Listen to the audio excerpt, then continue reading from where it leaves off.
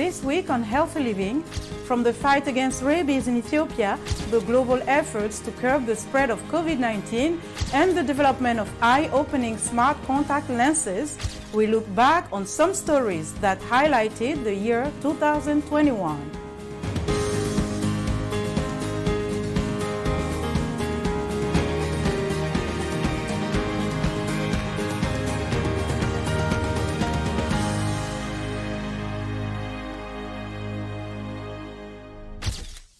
Hello, I'm Linoch Moudou. Thank you for joining us on Healthy Living. From the global fight against COVID-19 to the approval of the first vaccine against malaria and addressing climate change, 2021 has been a very busy year for Africa and the world. It was also very busy in health and wellness.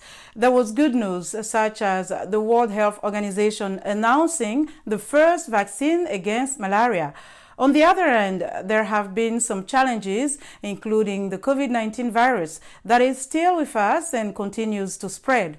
Here is a look back at some of the stories we shared with you this year. We start with rabies. It is a disease that can spread to people and pets if they are bitten or scratched by a rabid animal.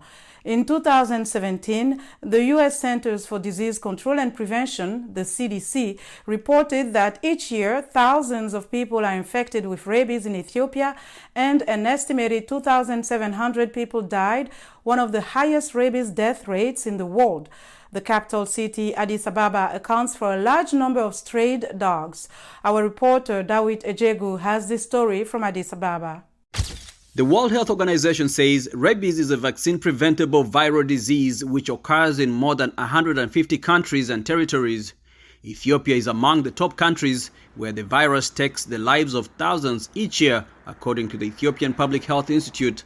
The WHO also affirms that dogs are the main cause for the spread of the fatal virus to humans. Once a person shows symptoms, it's usually too late to treat, and they will likely die. According to experts at the Ethiopian Public Health Institute, rabies cases increase during the rainy season in Ethiopia, mostly from July to September. The Tigray and Amhara regions experience the highest numbers of cases. Currently, we estimate around 2,700 people die of rabies virus in Ethiopia every year. As an expert, I would say this data is not completely accurate, as many cases are not even reported. The director for the Veterinary Public Health Directorate at the Ministry of Agriculture also says rabies is also causing killing animals like cows, goats, and sheep. There is a correlation between rabies cases and the number of stray dogs, because dogs are the main agents for the infections. So, if the number of stray dogs increase, or even if dog owners aren't managing their dogs well, rabies cases will definitely increase. There are two types of vaccines for rabies, says Dr. Yima. But Ethiopia only produces nerve tissue vaccine, which is less effective than the latest cell culture vaccine. The cell culture vaccine is more effective. We don't make it here. We have to import it, and the high cost prevents most people from accessing it. Dr. Yima indicated Ethiopia is working together with several stakeholders to control the spread of the disease by 2030. We turn now to veganism, the practice of abstaining from the use of animal products, including in diet. In Nairobi, Kenya, an increasing number of people are adopting a plant-based diet. The vegan movement is gaining traction in the region, largely due to health concerns, animal welfare, and the environment. VOA Swahili reporter Huba Abdi visited Soul Vegetarian, a vegan restaurant in Nairobi, and Grace Onyomi reports. Joyce Njoroge is a regular customer at Soul Vegetarian restaurant in Nairobi. She is among the few Kenyans who practice veganism. Before I became a vegan, I was getting many diseases and I didn't understand what exactly was making me sick.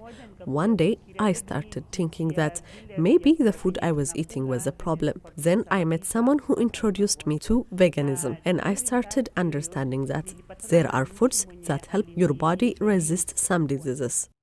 Daniela Ram moved to Kenya from United States in 2015.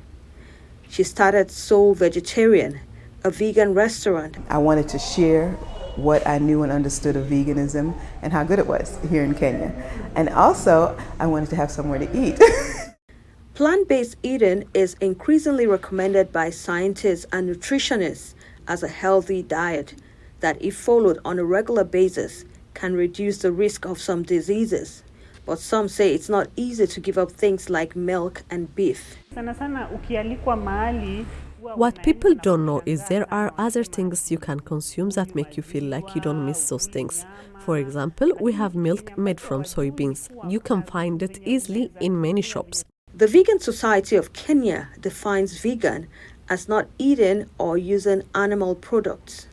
Veganism is not just a diet, but a way of living.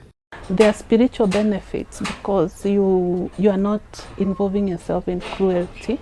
And then there are health benefits. Like I said, you are getting the whole nutrition from the plant without, animal products have a lot of cholesterol, antibiotics, and diseases. So as a vegan, you eliminate that and you get better health. Some studies show that a plant-based diet offers some healthy benefits. For example, it can help reduce hypertension. And a study conducted by the United Nations concluded that livestock causes an estimated 14.5% of man-made greenhouse gases globally. So your body isn't the only thing that will benefit from a vegan lifestyle. It's also good for the planet. The COVID-19 pandemic has continued to dominate the news worldwide this year.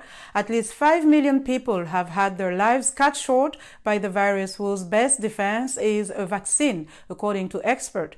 And since the outbreak of the pandemic, scientists have focused on developing them. VOA's Carol Pearson explains some of the different approaches to making effective vaccines. 3 COVID-19 vaccines use weakened adenoviruses, which are viruses that cause colds. The Oxford AstraZeneca vaccine uses a chimpanzee adenovirus that has been weakened so it can't make people sick. Sputnik V and the Johnson & Johnson vaccine use weakened human adenoviruses. Scientists removed the gene from the coronavirus's spike protein and put it into the adenoviruses.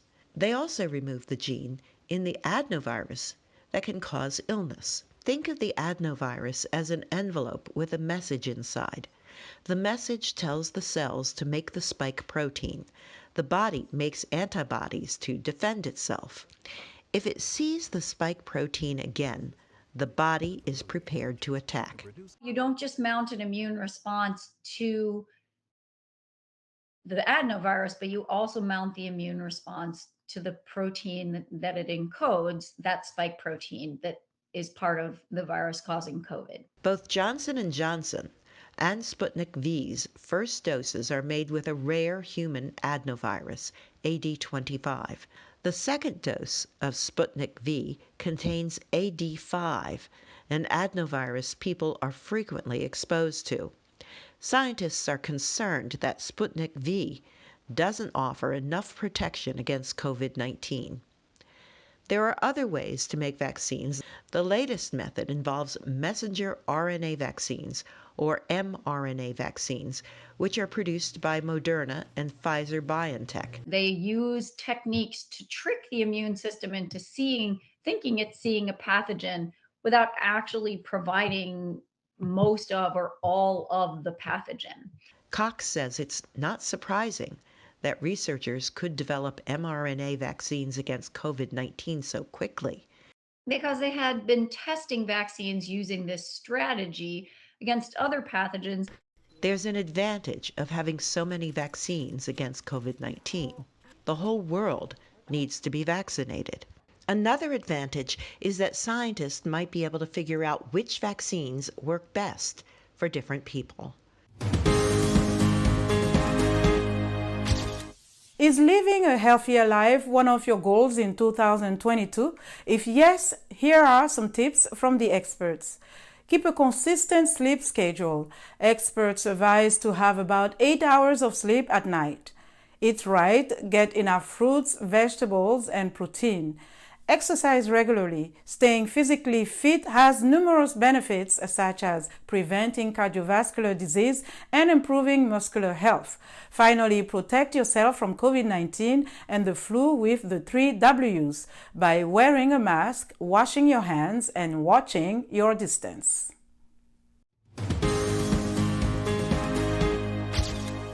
One topic that moved us this year was dwarfism, or restrictive growth, a medical or genetic condition that causes people to be shorter than normal. We spoke with Joachim Wangi, founder and president of the non-profit organization Short Stature Society of Kenya, who shared his experiences as someone with the condition. Take a look. I was born with my pituitary glands dead, so they could not produce the growth hormones. When a child is born with pituitary dwarfism, they are given hormone boosters and they regenerate growth hormones. But in Kenya, because it's in Africa, we are not well developed until now. They don't have those type of medication or machines to detect a child has this type of condition.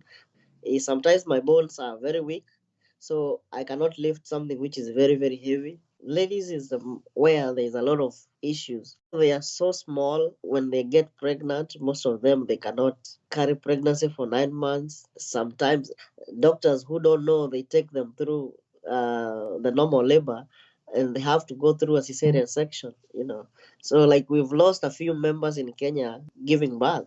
There's a lot of challenges. First of all, getting into those public vehicles, they are so high, somebody has to lift you. For us men, we have a problem accessing public toilets. My first day in high school was the worst day in my life. I cannot even forget. Nobody wanted to sit close to me.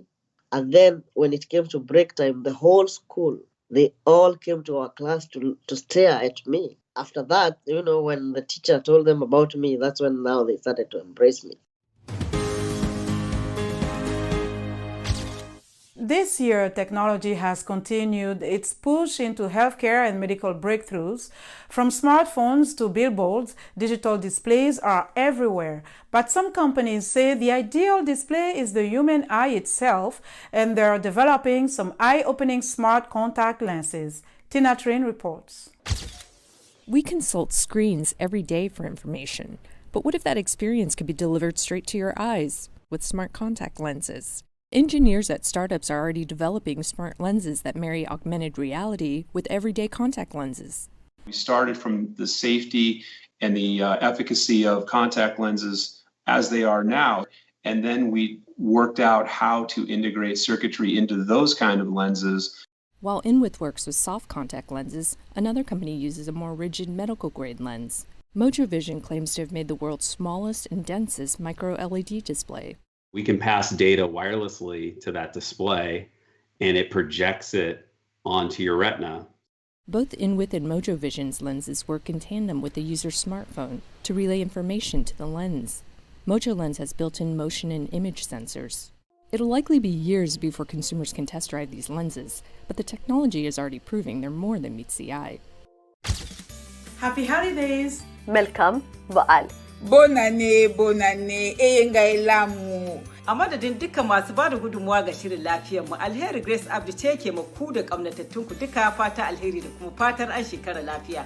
Maisha na Afya inakutakia maandalizi mema ya sikukuu ya Christmas na mwaka mpya popote pale unapoangalia VOA. Yes, it's the holiday season and we wish you a joyful time filled with love, peace and cheerful celebration. Tika ete mitema na bino banson, mitonda na bolingo kimia pe esengo. Meilleurs vœux de bonheur et de succès pour 2022 à vous et vos proches. Et surtout, une très bonne santé à tous. መጪው የጎርጎሮሳውያኑ 2022 ዓመተ ምህረት የሰላምና የጤና እንዲሆንላችሁ ተመኘን። From all of us here at Healthy Living, have a memorable and safe holiday. All the best to you and your loved ones for the upcoming new year. And strive to make every day in 2022 a healthy day.